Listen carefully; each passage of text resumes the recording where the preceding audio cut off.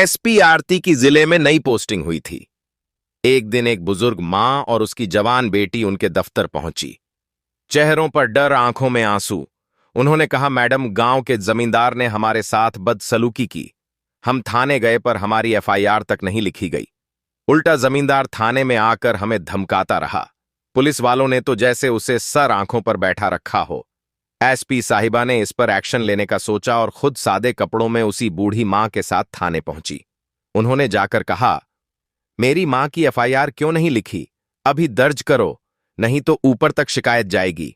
थानेदार हंसते हुए बोला, तू कौन होती है हमें कानून सिखाने वाली? इतना कहकर दरोगा ने एएसपी साहिबा को धक्के देकर बाहर निकालने की कोशिश की। फिर जो होता है उसे देखकर किसी को अपनी आंखों पर यकीन नहीं होता है। और जब आप इस कहानी को पूरा सुनेंगे तो आपको भी यकीन करना मुश्किल हो जाएगा कि ऐसा भी होता है। तो दोस्तों, पूरी सच्चाई जानने के लिए वीडियो को पूरा जरूर देखें। और आप मेरे चैनल पर नए हैं तो वीडियो को एक लाइक करके हमारे चैनल पब्लिक क्राइम को सब्सक्राइब जरूर कर दें। तो चलिए, बिना देरी के वीडियो को शुरू करते हैं और शुरू से समझते हैं कि आखिर हुआ क्या था। रामपुर जिला नाम तो बड़ा सीधा साधा था, लेकिन यहां के कानून के रास्ते बड़े टेढ़े मेढ़े थे। इसी रामपुर जिले की कमान अभी कुछ ही हफ्तों पहले एक नई एसपी साहिबा ने संभाली थी। नाम था आरती सिंह। उम्र कोई 28 से 30 साल, लेकिन आंखों में ऐसी तेजी और चेहरे पर ऐसा आत्मविश्वास था कि बड़े बड़े अपराधी भी नजरें झुका लेते थे। आरती के लिए रामपुर एक और पोस्टिंग नहीं थी, एक चुनौती थी। उसे पता था कि बाहर से शांत दिखने वाले इस जिले के अंदर जुर्म और भ्रष्टाचार की जड़ें बहुत गहरी थीं। वह हर रोज सुबह अपनी बड़ी सी ऑफिस की कुर्सी पर बैठती, फाइलों के ढेर को देखती और सोचती, शुरुआत कहां से करूं। एक ऐसी ही उमस भरी दोपहर थी। ऑफिस के बाहर पेड़ों पर सन्नाटा पसरा था और कूलर की घरघराहट भी कानों में चुभ रही थी। तभी एक अधेड़ उम्र की महिला, जिसका नाम शांति देवी थी, अपनी करीब 23 साल की बेटी राधा के साथ डरते डरते एसपी ऑफिस के गेट पर पहुंची। उनके कपड़े मैले थे, चेहरे पर हफ्तों की थकान और आंखों में एक अजीब सी बेबसी थी। उनके हाथ कांप रहे थे और गला सूख कर कांटा हो गया था। उनकी बेटी राधा ने अपनी मां का हाथ थामते हुए कहा, मां, डर मत, यहां हमारी सुनवाई होगी। किसी ने बताया था कि नई मैडम बहुत अच्छी हैं। शांति देवी की आंखों में आंसू भर आए। बेटा, अब हिम्मत नहीं बची। थाने में जो हुआ उसके बाद तो भगवान पर से भी भरोसा उठ गया है। कुछ हफ्ते पहले तक उनकी जिंदगी ऐसी नहीं थी। गांव के एक कोने में उनका छोटा सा कच्चा पक्का घर था। शांति देवी दूसरों के खेतों में मजदूरी करती और राधा पढ़ाई के साथ साथ घर के काम में अपनी मां का हाथ बटाती थी। फिर एक दिन उनकी खुशियों को गांव के सबसे बड़े जमींदार गजराज सिंह की नजर लग गई। गजराज सिंह सिर्फ जमींदार नहीं था, वो गांव का बेताज बादशाह था। उसकी मर्जी के बिना गांव में पत्ता भी नहीं हिलता था। उसकी नजर शांति देवी के छोटे से घर पर थी, जो हाईवे के पास बन रही एक नई सड़क के किनारे था। वो उस जमीन को हड़पना चाहता था। एक सुबह वह अपने 4 गुंडों के साथ उनके दरवाजे पर आकर धमकाने लगा, बुढ़िया, यह जमीन खाली कर, मैंने खरीद ली है। उसकी आवाज में अहंकार और धमकी का जहर घुला हुआ था। शांति देवी ने हाथ जोड़कर कहा, मालिक, यह मेरे पुरखों की जमीन है, हम कहां जाएंगे? तभी राधा बाहर निकली। उसकी आंखों में डर नहीं, गुस्सा था। किस हक से खरीदने की बात कर रहे हो? यह हमारी जमीन है और हम इसे नहीं बेचेंगे। एक जवान लड़की का यूं बोलना गजराज को बर्दाश्त नहीं हुआ। उसने राधा का हाथ पकड़ लिया और बोला, बड़ी जबान चलने लगी है, तेरी जुबान खींच लूंगा। और सुन, कल तक यह घर खाली नहीं हुआ तो तुझे उठाकर ले जाऊंगा और तेरी मां को इसी घर के साथ जला दूंगा। उस दिन मां बेटी जैसे तैसे बचकर भागे। वे सीधे स्थानीय थाने पहुंचे। वहां का थानेदार था इंस्पेक्टर भीम सिंह। भीम सिंह अपनी तोंद और मूंछों के लिए पूरे इलाके में मशहूर था, पर उसकी आत्मा पर भ्रष्टाचार की मोटी परत जमी हुई थी। उन्होंने अपनी आपबीती सुनाई। भीम सिंह ने उनकी कहानी सुनी जैसे कोई मजेदार किस्सा सुन रहा हो। उसने उन्हें घंटों बिठाए रखा, फिर चाय पी, पान खाया और आखिर में बोला, देखो, गजराज सिंह इलाके के इज्जतदार आदमी हैं। तुम लोग उन पर झूठा इल्जाम लगा रही हो। जाओ, घर जाओ और उनसे माफी मांग लो। शांति देवी उसके पैरों पर गिर पड़ी। साहब, हमारी इज्जत का सवाल है, हमारी एफआईआर लिख लीजिए। तभी थाने का दरवाजा खुला और गजराज सिंह ऐसे अंदर आया जैसे वह उसका अपना घर हो। उसने आते ही भीम सिंह के कंधे पर हाथ रखा और हंसते हुए बोला, क्या इंस्पेक्टर साहब इन भिखारियों की पंचायत कर रहे हो? मैंने कहा था ना, यह नहीं मानेंगे। भीम सिंह तुरंत कुर्सी से खड़ा हो गया।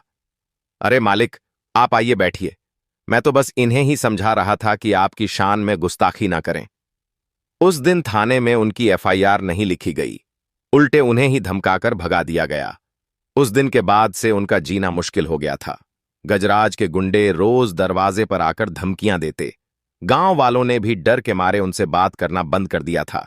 किसी ने हिम्मत करके उन्हें बताया कि जिले में नई एएसपी मैडम आई हैं, शायद वहीं कुछ कर सकें। इसी आखिरी उम्मीद के साथ वे आज यहां पहुंची थीं। जैसे ही शांति देवी और राधा कांपते कदमों से ऑफिस में दाखिल हुई, आरती अपनी कुर्सी से खड़ी हो गई। उसने देखा कि शांति देवी कितनी डरी हुई है। उसने नरम आवाज में कहा, आइए मां जी, बैठिए, पानी पीजिए। एक बड़े पुलिस अफसर के मुंह से मां जी सुनकर शांति देवी की आंखों से झरझर आंसू बहने लगे। उसने अपनी पूरी कहानी, अपनी पूरी पीड़ा आरती के सामने उतार दी। राधा ने भी गुस्से और बेबसी से भरी आवाज में बताया कि कैसे थानेदार भीम सिंह ने उनकी मदद करने के बजाय उन्हीं को बेइज्जत किया और कैसे गजराज सिंह थाने में बैठकर उन्हें धमकाता रहा। पूरी बात सुनते हुए आरती का चेहरा पत्थर की तरह सख्त हो गया। उसकी उंगलियां मेज पर रखे पेपरवेट पर कस गईं। उसे गुस्सा आ रहा था अपने ही सिस्टम पर। उसे शांति देवी में अपनी मां और राधा में अपनी छोटी बहन नजर आ रही थी। उसे याद आया कि कैसे बचपन में उसने एक बेईमान पुलिस वाले को उसके पिता को परेशान करते देखा था। उसी दिन उसने ठान लिया था कि वह इस सिस्टम का हिस्सा बनेगी, लेकिन इसे बदलने के लिए। जब उन्होंने अपनी बात खत्म की तो ऑफिस में एक गहरा सन्नाटा छा गया। वह जानती थी कि अगर उसने अभी रामपुर थाने में फोन किया तो भीम सिंह तुरंत हरकत में आ जाएगा। वह कोई झूठी ही एफआईआर दर्ज कर लेगा, गवाहों को डरा देगा और शायद शांति देवी और राधा को रास्ते से ही गायब करवा दे। वो इतना शातिर था कि अपने पीछे कोई सबूत नहीं छोड़ता था। इसे हाथों पकड़ना होगा। इसे वहीं पकड़ना होगा जहां यह आम आदमी को अपनी ताकत का घिनौना नाच दिखाता है। आरती ने एक फैसला लिया, एक ऐसा फैसला जो पुलिस की किताबों में नहीं लिखा था। उसने शांति देवी के कंधे पर हाथ रखा। मां जी, आप चिंता मत कीजिए, आपको इंसाफ मिलेगा और आज ही मिलेगा, लेकिन उसके लिए आपको मेरी एक मदद करनी होगी। शांति देवी ने हैरानी से पूछा, कैसी मदद बिटिया? आपको मेरे साथ एक बार फिर उसी थाने में चलना होगा। यह सुनते ही शांति देवी और राधा के चेहरे का रंग उड़ गया। राधा बोली, नहीं मैडम, हम वहां दोबारा नहीं जा सकते। वो भीम सिंह हमें मार डालेगा। आरती ने मुस्कुराकर कहा, इस बार आप अकेली नहीं होंगी। इस बार आपकी यह बेटी आपके साथ चलेगी। उसने अपने पीए को बुलाया और उसे कुछ निर्देश दिए। जाओ, मेरे लिए एक साधारण सा सलवार सूट लेकर आओ, और हां, गाड़ी तैयार रखो, लेकिन पुलिस की नहीं, एक प्राइवेट जीप। पीए हैरान था, पर वह मैडम के काम करने का तरीका जानता था। वह चुपचाप चला गया। आरती ने शांति देवी को समझाया, देखिए मां जी, मैं वहां एसपी बनकर नहीं जाऊंगी, मैं आपकी बेटी बनकर जाऊंगी। मैं देखना चाहती हूं कि वह लोग एक आम नागरिक के साथ कैसा बर्ताव करते हैं। आपको बस इतना करना है कि आप मुझे पहचानेंगे नहीं। क्या आप कर पाएंगी? शांति देवी की आंखों में अब डर की जगह एक नई चमक थी। उन्होंने आरती के सिर पर हाथ फेरते हुए कहा, हां बिटिया, तू हमारी खातिर इतना कर रही है तो हम अपनी जान भी दे देंगे। वो शांति देवी और राधा के साथ एक प्राइवेट जीप में बैठी और रामपुर थाने की ओर चल पड़ी। गाड़ी में खामोशी थी। शांति देवी का दिल अभी भी जोर जोर से धड़क रहा था, पर अब उस धड़कन में डर के साथ साथ एक अजीब सा रोमांच भी था। राधा बार बार शीशे से आरती को देख रही थी। उसे अपनी आंखों पर यकीन नहीं हो रहा था कि एक एसपी खुद उनके लिए इतना बड़ा खतरा मोड़ ले रही है। आरती की नजरें सड़क पर थीं, पर उसका दिमाग किसी शतरंज के खिलाड़ी की तरह अगली चालें सोच रहा था। रामपुर थाने के बाहर का माहौल हमेशा की तरह था। कुछ पुलिस वाले सुस्ता रहे थे। एक कोने में चाय की दुकान पर भीड़ लगी थी और हवा में एक अजीब सी लापरवाही तैर रही थी। जैसे ही आरती, शांति देवी और राधा के साथ जीप से उतरी, बाहर बैठे एक हवलदार ने उन्हें घूर कर देखा और अपनी मूंछों पर ताव दिया। थाने के अंदर घुसते ही एक अजीब सी उब्बू ने उनका स्वागत किया। सीलन, पसीने और पुरानी फाइलों की मिलीजुली गंध। सामने ही एक मुंशी अपनी मेज पर बैठा खर्राटे ले रहा था।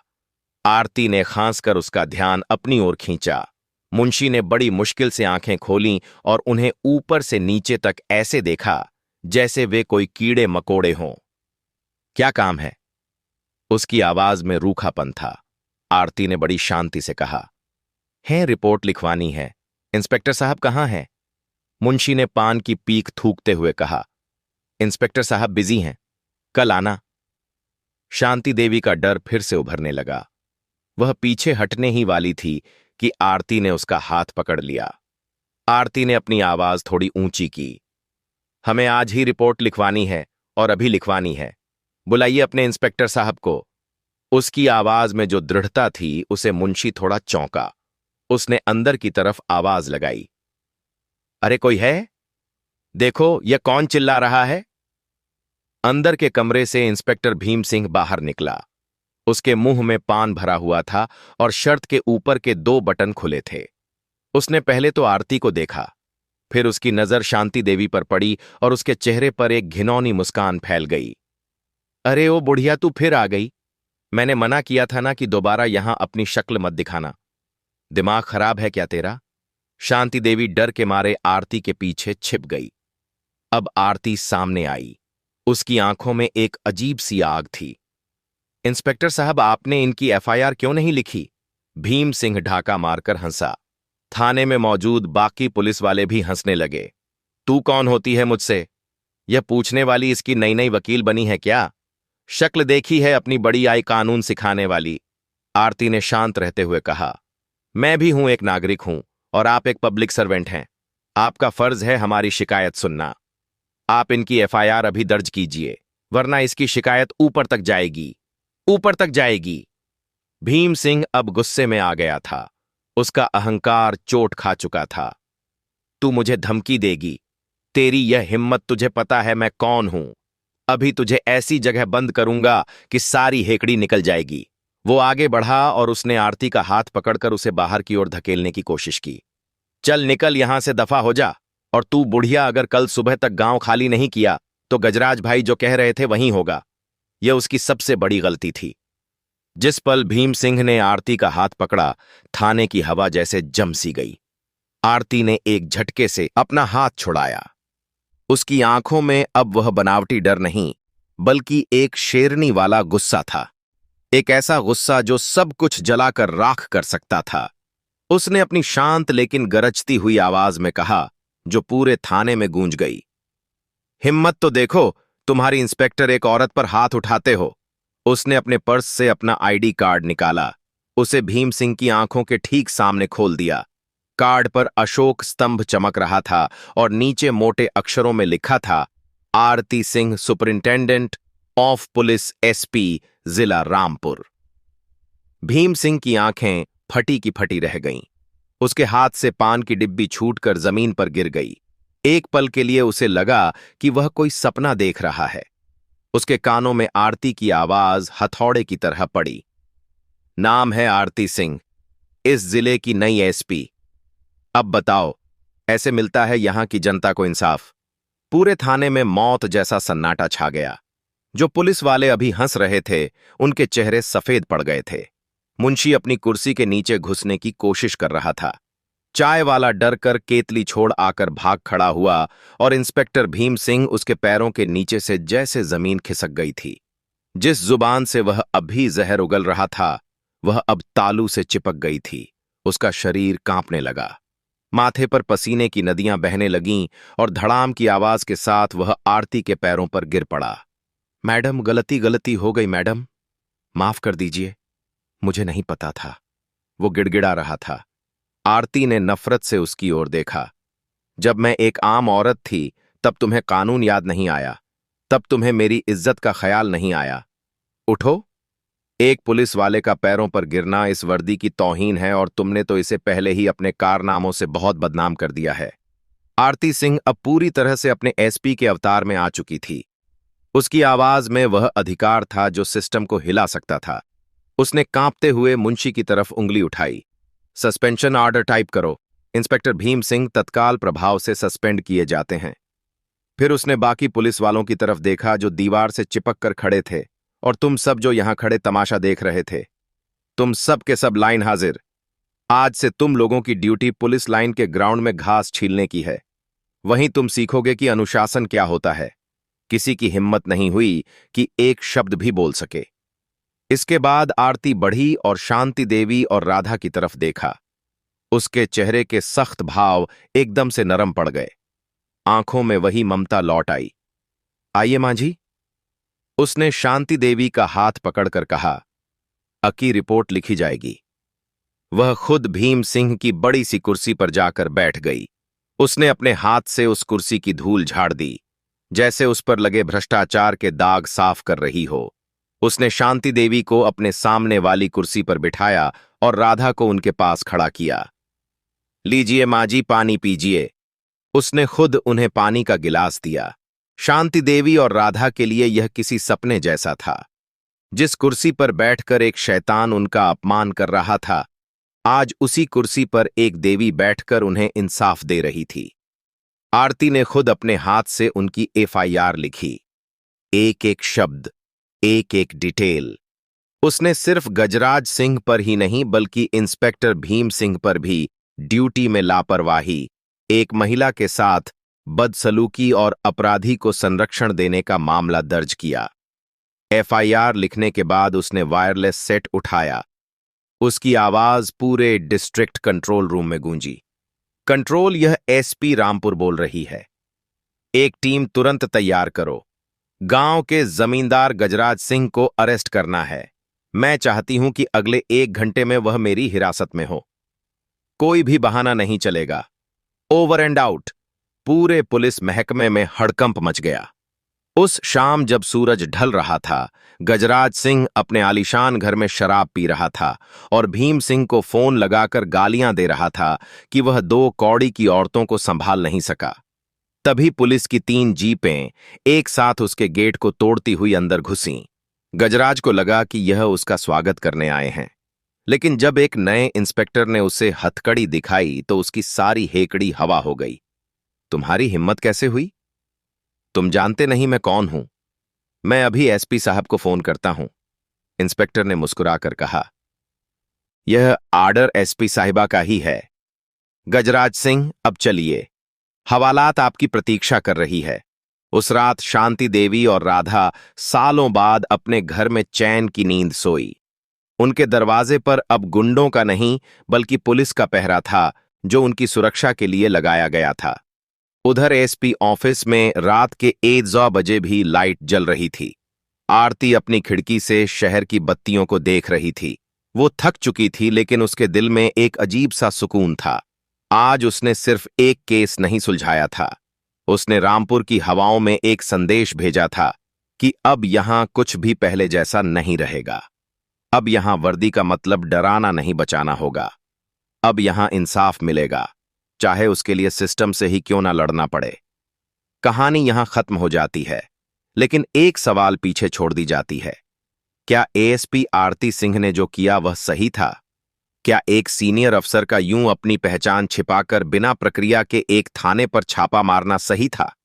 कुछ लोग कहेंगे कि यह नियमों के खिलाफ था, लेकिन फिर दिल से एक आवाज आती है, जब सिस्टम ही बीमार हो, जब रक्षक ही भक्षक बन जाए तो कभी कभी इलाज करने के लिए डॉक्टर को भी कड़ी दवा देनी पड़ती है और चीर फाड़ करनी पड़ती है।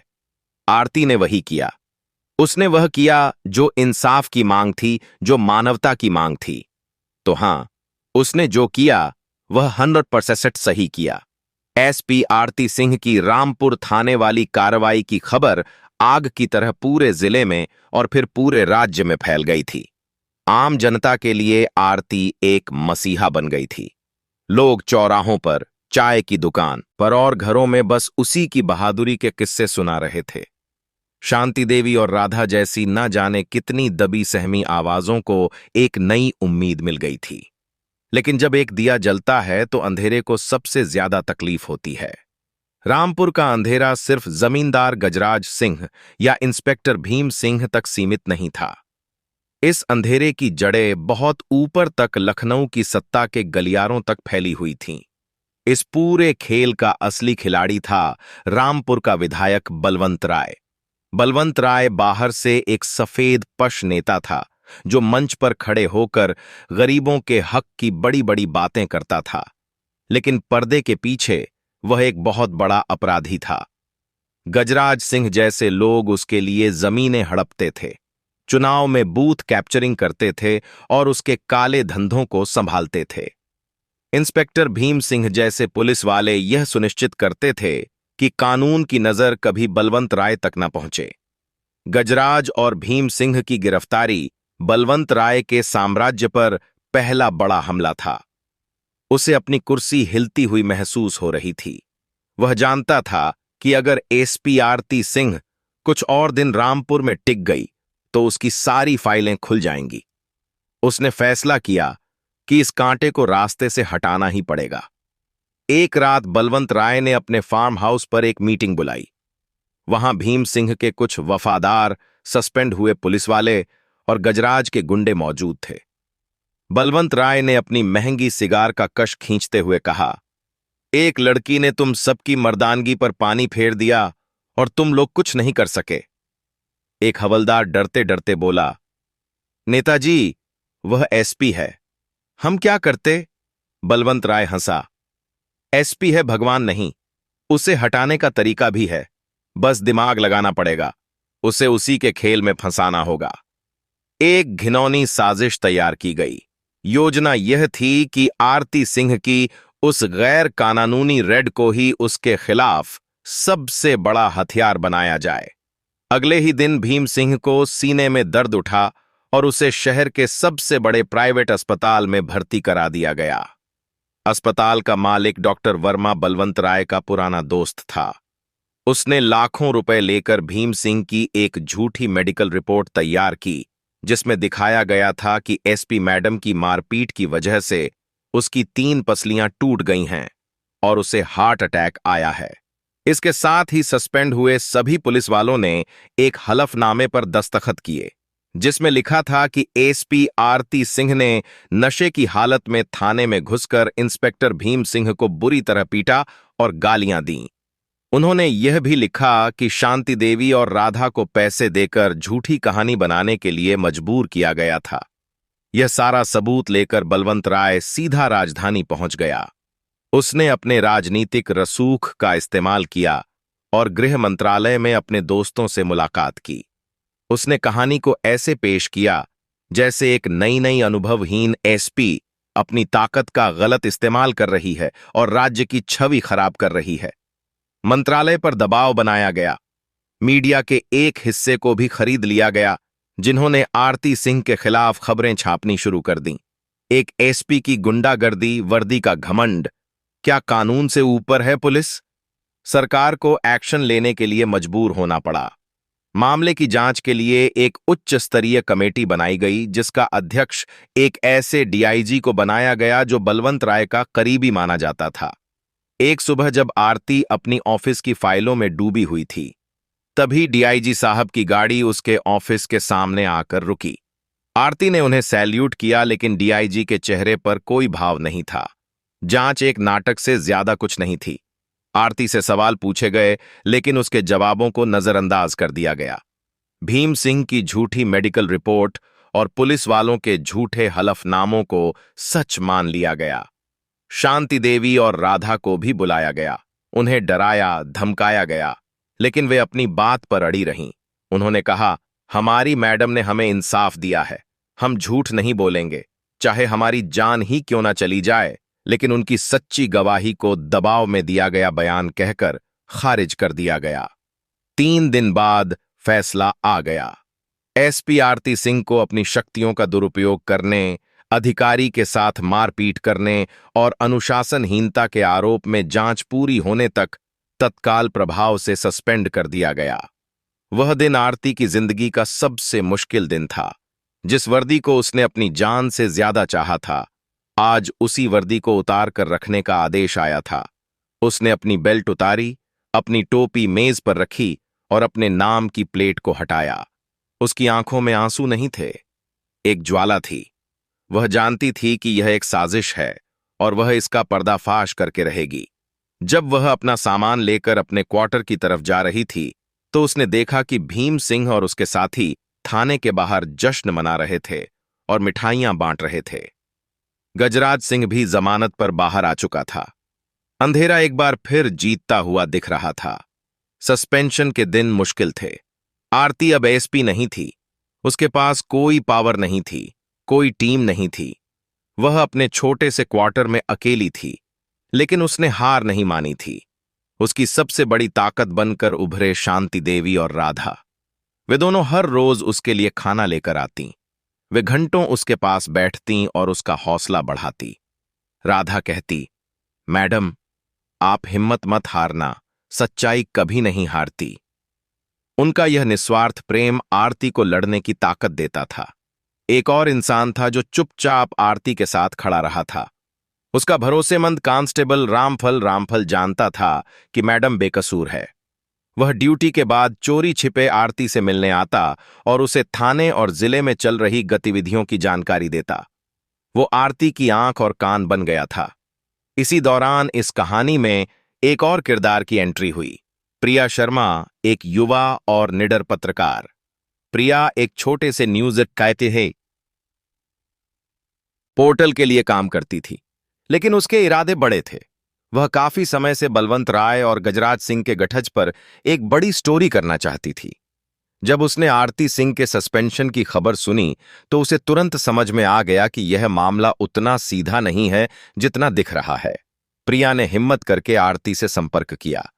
शुरू में आरती को उस पर शक हुआ, लेकिन जब उसने प्रिया की आंखों में सच्चाई के लिए लड़ने की वही आग देखी जो उसके अंदर थी, तो उसने उस पर भरोसा कर लिया। अब एक नई टीम बन चुकी थी। एक सस्पेंडेड एसपी, एक ईमानदार कांस्टेबल और एक निडर पत्रकार, और उनका मिशन था बलवंत राय के काले साम्राज्य का पर्दाफाश करना। तीनों ने मिलकर काम करना शुरू कर दिया। आरती अपने अनुभव से रणनीति बनाती, प्रिया अपनी पत्रकारिता की स्किल्स का इस्तेमाल करके जानकारी निकालती और रामफल अंदर का आदमी बनकर उन्हें जरूरी सूचनाएं देता। सबसे पहला टारगेट था डॉक्टर वर्मा की झूठी मेडिकल रिपोर्ट। प्रिया ने एक मरीज बनकर डॉक्टर वर्मा के अस्पताल में स्टिंग ऑपरेशन किया। उसने डॉक्टर को यह कहते हुए रिकॉर्ड कर लिया कि पैसे फेंको तो जिंदा आदमी को मुर्दा और मुर्दे को जिंदा साबित कर दूं। यह एक बड़ा सबूत था। दूसरा कदम था सस्पेंड हुए पुलिस वालों में से किसी एक को तोड़ना। रामफल ने एक ऐसे हवलदार से संपर्क किया जिसे पैसे का सबसे कम हिस्सा मिला था और जो अब पछता रहा था। आरती ने खुद भेष बदलकर उससे मुलाकात की और उसे समझाया। उसने उसे वादा किया कि अगर वह सच बताएगा तो उसकी नौकरी बचाने में मदद की जाएगी। हवलदार सरकारी गवाह बनने के लिए तैयार हो गया, लेकिन सबसे बड़ा सबूत अभी बाकी था। उन्हें बलवंत राय को सीधे गजराज सिंह के काले धंधों से जोड़ना था। प्रिया को पता चला कि बलवंत राय का एक पुराना मुंशी था जिसे उसने धोखा देकर निकाल दिया था। आरती और प्रिया ने उसे ढूंढा निकाला। शुरू में वह डर के मारे कुछ भी बताने को तैयार नहीं हुआ, लेकिन आरती ने उसे समझाया, अगर आज तुम चुप रह गए तो बलवंत राय जैसे लोग हमेशा जीतते रहेंगे। उस मुंशी का जमीर जाग गया। उसने उन्हें बताया कि बलवंत राय के फार्म हाउस के एक पुराने स्टोर रूम में एक लाल डायरी है जिसमें उसके सारे काले धंधों, जमीनों के सौदों और पैसों के लेन देन का कच्चा चिट्ठा है। अब सवाल यह था कि उस डायरी को फार्म हाउस से बाहर कैसे निकाला जाए, जहां परिंदा भी पर नहीं मार सकता था। आरती ने एक खतरनाक लेकिन फूल प्रूफ प्लान बनाया। एक रात जब बलवंत राय ने अपनी जीत का जश्न मनाने के लिए फार्म हाउस पर एक बड़ी पार्टी रखी थी, प्रिया एक कैटरिंग स्टाफ बनकर अंदर घुस गई। उसी समय आरती और रामफल ने फार्म हाउस के पीछे के हिस्से में बिजली के तारों में एक छोटा सा शॉर्ट सर्किट कर दिया। फार्म हाउस की बिजली गुल हो गई और अफरा तफरी मच गई। इसी मौके का फायदा उठाकर प्रिया स्टोर रूम में घुस गई और उसने वह लाल डायरी निकाल ली। अगले दिन प्रिया शर्मा ने अपने न्यूज पोर्टल पर एक लाइव प्रेस कॉन्फ्रेंस की। उसने एक एक करके सारे सबूत देश के सामने रख दिए। डॉक्टर वर्मा का स्टिंग ऑन